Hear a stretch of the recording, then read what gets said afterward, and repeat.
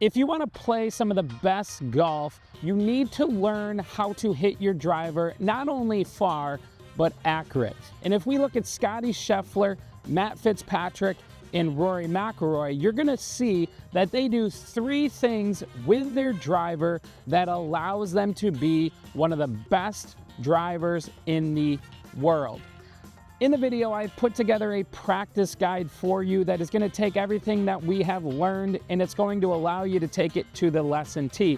So be sure to head down to the pinned comment to get your practice guide. And if you haven't already, I would appreciate if you subscribe to the channel and like this video. It helps the channel out a lot, and I look forward to seeing you in the video. Drive for show, putt for dough, as that might be true, but if you struggle with driver, there is nothing more frustrating. You could have the best short game in the world, but if you can't keep this thing on the planet and or you don't hit it far, golf is hard. So there's three things that the best players in the world do with their driver. Number one is we have to make sure that we're swinging the driver on plane. And what I mean by that is there's going to be a range. We would say Scottie Scheffler is probably on the higher end of the range. Rory McIlroy is probably a little on the lower end of the range. One fades the ball, one draws the ball. But a really good key for you when you're taking a video down the line, we want to see the golf club or the shaft of the golf club work somewhere either through the trail elbow, it could be a little bit more on the forearm, it could be up towards the bicep, depending on the shot you're trying to hit. But the most important thing you're going to have to do is make sure we're swinging this golf club on plane. And a really good way that we can kind of confirm this is if I take an alignment stick, and all I'm going to do is I'm going to get set up to a ball here in a minute, and I'm going to take this stick and I'm going to take it down my toe line, and I'm going to move it far enough out to where it's more of a visual aid for me. I'm not going to, my goal is not to hit it, obviously. But if I am somebody who is struggling with the plane of the golf swing, and I'm either getting this thing too far out or I'm getting this thing too far under, this stick is a good visual representation of, okay, I know that I have to bring the club down somewhere along the top part of this stick. And this is going to help you so much in your driver swing. So let's hit one where we bring the club down somewhere on the top of that stick. And you're going to start to see some really good solid strikes. But if you're someone who, hey, I got that part, I'm pretty good there. Well, the second thing we have to look at, and the best players in the world do this also, is the arc of your golf swing. And what do I mean by the arc of your swing? Too many of us take this golf club when it's up top. Even though we might be on plane, we're taking the shortest route to the ball. That could be because we're trying to just smash the thing. It could be that, hey, you know what? I'm pulling the handle. With driver, I want you to take this club head and make sure it takes the longest route to the golf ball, which means it has to work away from target and then work its way to the ball so that you can start to see really solid contact and a good strike. So when I'm focusing on the arc, what I like to think about is the grip of the golf club. Yes, the club head is really what I'm trying in the back of my head going, all right, this has to move away from the target. But when I think about the grip of the golf club, it's closer to my hands, so it's a little bit easier to feel this. So when I make my backswing, I'm trying to take the grip and I'm moving it away from me. I'm widening my right arm on the way down. That allows the club head to get further away or a wider arc, which now allows me to put more speed into the club head. And when I can put more speed into the club head, it's going to, one, hit the ball further, but it's also going to make it easier to square the driver. So now I can see the ball fly the direction and or the pattern that I want it to see.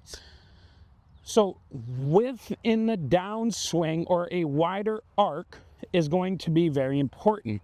So keeping the club on plane, creating the widest arc you can create is going to get 2 of the 3 steps, and we're going to hit some good golf shots. Okay? If you do those 2 things and you start to see a little improvement, here's the final thing. Too many people have too much shaft lean at impact with driver. That could be for many of reasons. But if I'm coming into driver and I'm leaning this shaft like crazy, you're in trouble. Yes, it works for some people if you swing it at 120 miles an hour, but most people don't. So we have to make sure we are returning this driver back to 90 degrees at impact. We look at the best players in the world, Scottie Scheffler, Rory McIlroy, Matt Fitzpatrick. They return within 2 degrees that shaft to 90 degrees at impact. There's none of this. They are returning it right to 90 degrees. And a really good way for you to just feel this, because at the end of the day, I can't tell you what to feel, but I would just get in a golf swing, kind of make sure I'm hitting those first 2 checkpoints, and then going, all right, what do I have to do to get this shaft to 90 degrees? I personally like to feel my right hand like I'm closing the door, right? So I'm lengthening my right arm on the way down. That's me creating the width. And then I'm just closing the door into the golf ball, and that's allowing this shaft to get to 90 degrees. So let's see what we got here.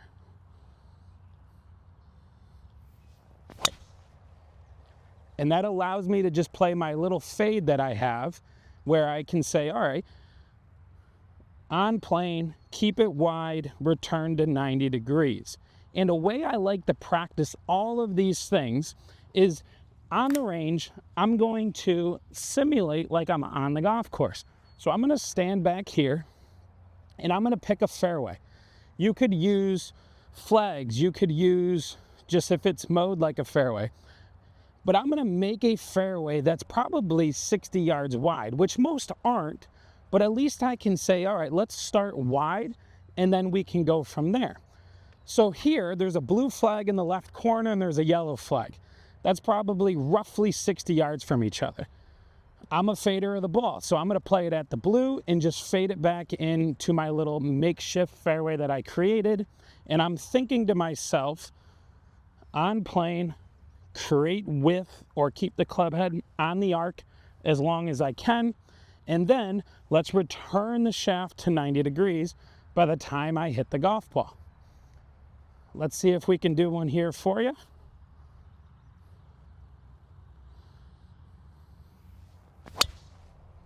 So we have our checklist. Are we on plane? Are we creating the widest arc for the club head? And are we returning the golf club to 90 degrees at impact? If I check the boxes on all 3 things, you are going to become dangerously good with your driver. And you're going to start to see longer shots, more fairways hit, which will equate to lower scores. I thank you for watching. If you have any questions, throw them down in the comments. Hey guys, I would love to have you out here at Turning Stone. My phone number is down below. Shoot me a text, give me a call, and let's get together to help your golf game. So come out and see me at Turning Stone. I look forward to hearing from you soon.